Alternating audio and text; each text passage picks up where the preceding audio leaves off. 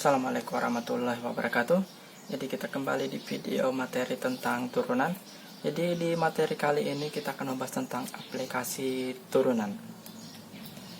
Aplikasi turunan pertama itu konsep kemonotonan fungsi. Kalau monoton itu kayak tetap, misalkan dia apakah dia monoton naik atau monoton turun, atau dia tetap naik atau tetap turun, itu sama saja. Jadi yang pertama, fungsi naik dan turun dulu. Yang mana kapan dikatakan fungsi naik dan kapan dikatakan fungsi turun. Fungsi naik ya pada saat grafiknya itu ke kanan itu selalu naik pada dua gambar 1 dan 2. Kalau fungsi turun artinya semakin ke kanan, artinya grafiknya semakin menurun kayak begini. Jadi gambar ketiga dan gambar keempat. Itu fungsi naik dan fungsi turun. Nah, suatu fungsi dikatakan naik, misalkan terdapat fungsi fx, itu dikatakan naik kalau fx1 itu lebih kecil dari fx2. x1 maksudnya ini sudah angka pengganti dari x-nya itu lebih kecil daripada fx2 itu nilainya. Nah, dia akan fungsi fx itu turun jika fx1 itu nilai dari fx1 ya, x nya kita ganti dengan x1 lebih besar daripada fx2. Nah, jadi kita bisa langsung masuk di contoh. Tunjukkan grafik fx sama dengan x pangkat 3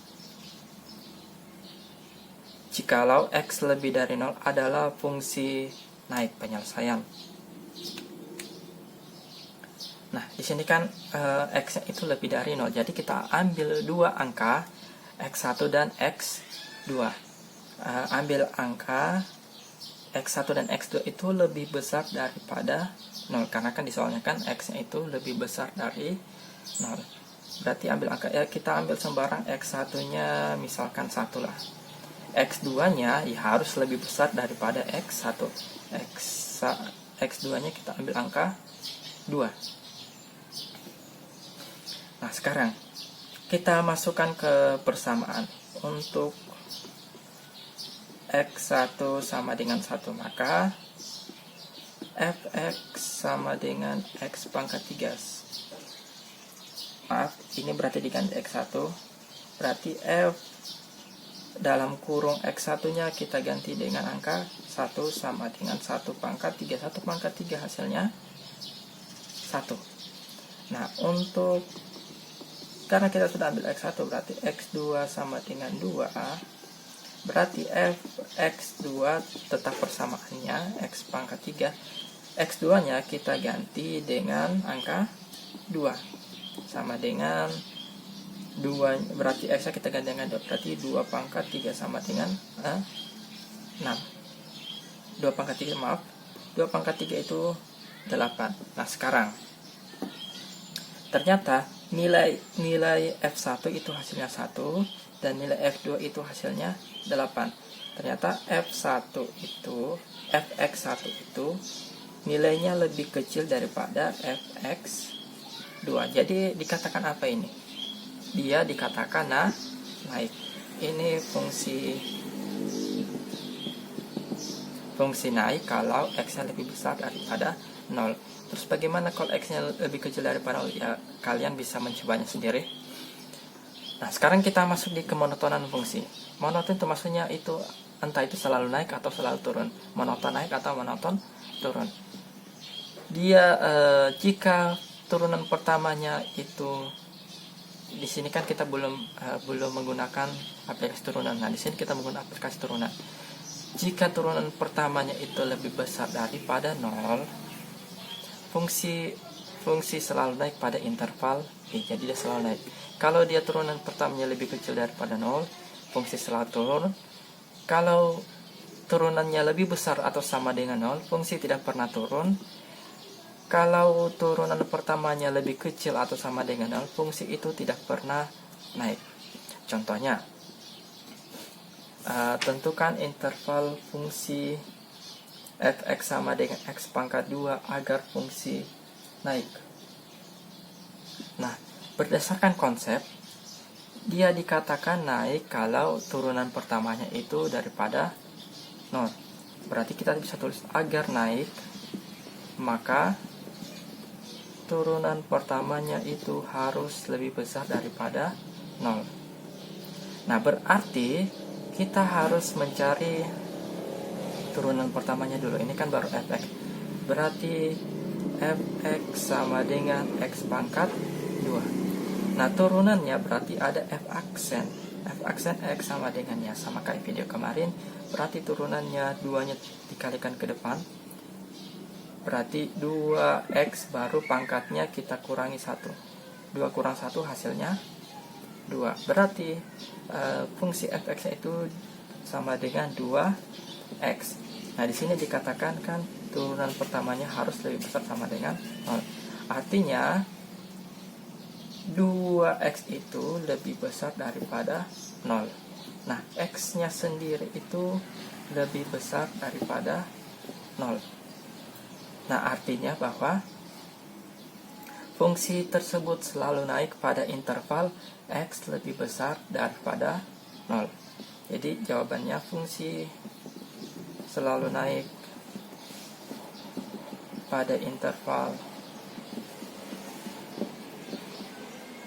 x lebih besar daripada 0. Jadi untuk contoh-contohnya itu saya hanya memberikan satu contoh saja. Jadi untuk kalian yang ingin mencari contoh-contoh lain, kalau misalkan soalnya bentuknya berbeda, bisa dicari di internet atau di YouTube. Banyak itu contoh-contohnya. Jadi saya di sini hanya untuk mempersingkat waktu, jadi contohnya hanya masing-masing satu saja. Nah, yang kedua, aplikasi turunan yang kedua itu mencari nilai maksimum atau minimum fungsi.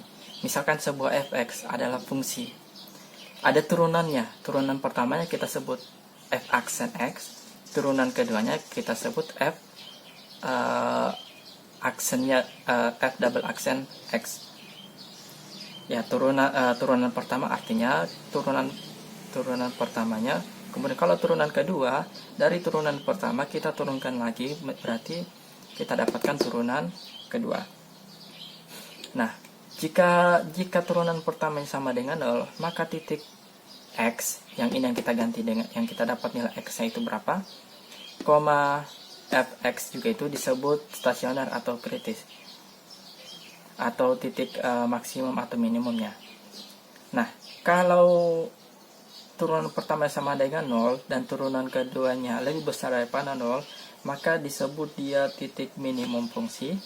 Kalau turunan pertamanya 0 dan turunan keduanya lebih kecil daripada 0, maka disebut titik maksimum. Ya, kalau titik minimum atau maksimum ya maksudnya misalkan ada grafik. Kalau grafiknya menghadap ke bawah, berarti titik minimumnya berada di sini. Itu untuk titik minimum. Nah, berarti kalau sebaliknya, berarti titik maksimum berada di puncak sini. Nah, jika turunan keduanya sama dengan 0, maka titik x, fx-nya itu disebut titik belok. Atau ini kan turun terus. Nah, titik ini berubah juga jadi titik belok. Jadi habis turun, tiba-tiba di titik ini menjadi naik. Sama kayak ini, habis naik, kemudian titik stasioner ini dijadikan sebagai titik belok, menjadi titik turun. Nah, contohnya, tentukan titik balik fungsi kuadrat fx sama dengan x kuadrat dikurangi 4x tambah 3. Jadi penyelesaian. Jadi pertama kita cari dulu turunan pertamanya. Berarti fx sama dengan x kuadrat dikurangi 4x ditambah 3. Turunan pertamanya ya sama kayak kemarin caranya, berarti ini kita kalikan ke depan, berarti 2x pangkatnya berkurang 1. Ya, kalau pangkat 1 tidak bisa ditulis, dikurangi. Turunannya 4x yaitu 4, turunannya 3 yaitu 0, jadi tidak usah ditulis. Jadi kita dapatkan f aksen x sama dengan 2x dikurang 4. Nah, di sini Karena disuruh mencari titik balik fungsi, berarti turunan pertamanya itu harus sama dengan 0. Berarti di sini kita tambahkan sama dengan 0. Nah, sekarang kita mencari nilai x-nya. Nah, 4-nya itu kita pindah ruaskan. Berarti 2x sama dengan 0 ditambah 4. 0 tambah 4 hasilnya 4. Berarti 2x sama dengan 4. Nah, sekarang supaya x-nya sendiri, semuanya kita bagi 2. Berarti x-nya sama dengan 2. Nah, kita sudah dapat nilai x-nya itu sama dengan 2. Sekarang, kita cari nilai fx-nya berapa. Ya, nilai fx-nya, ya berarti x-nya kita tinggal ganti dengan angka 2. Aku tulis lagi, berarti fx sama dengan x kuadrat dikurangi 4x tambah 3. X-nya kita dapat tuh, itu kita ganti dengan 2. Ini 2. Kita ganti, berarti di sini juga kita ganti dengan angka 2, berarti 2 pangkat 2 dikurangi 4 dikali 2, x-nya kita ganti 2, x-nya kita ganti 2, ditambah 3 sama dengan 4 dikurangi 8 tambah 3, sama dengan min 1. Jadi titik stasionernya x, fx sama dengan x-nya kita dapat 2, fx-nya kita dapat min 1. Nah, sekarang kita tentukan apakah dia itu titik minimum atau titik maksimum. Ya, berarti kita harus cari turunan keduanya. Kan kita sudah dapat turunan pertamanya. Turunan keduanya berapa? Ya, turunan pertamanya sama dengan 2x dikurang 4.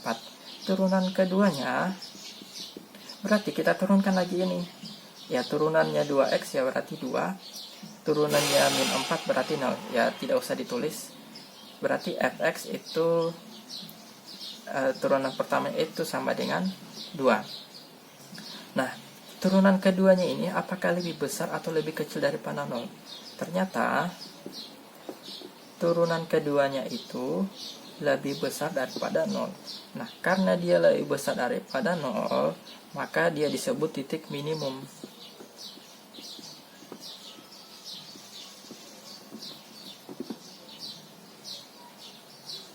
Dia disebut dengan titik minimum. Nah, sehingga kesimpulannya apa? Fungsi fx sama dengan x kuadrat dikurangi 4x ditambah 3 mempunyai titik apa? Titik maksimum atau minimum? Kita dapat titik minimum. Titik minimum di mana kita dapat angka 2, min 1. Jadi selesai untuk contoh nilai maksimum dan nilai minimum. Nah, sekian video untuk pembelajaran hari ini. Jadi kalau kalian masih soal yang diberikan tidak sesuai dengan contoh yang saya tulis di sini, ya kalian carilah soal atau contoh lain di internet. Itu banyak yang sama dengan soal yang akan nanti saya kasih untuk tugas kalian. Oke, assalamualaikum warahmatullahi wabarakatuh.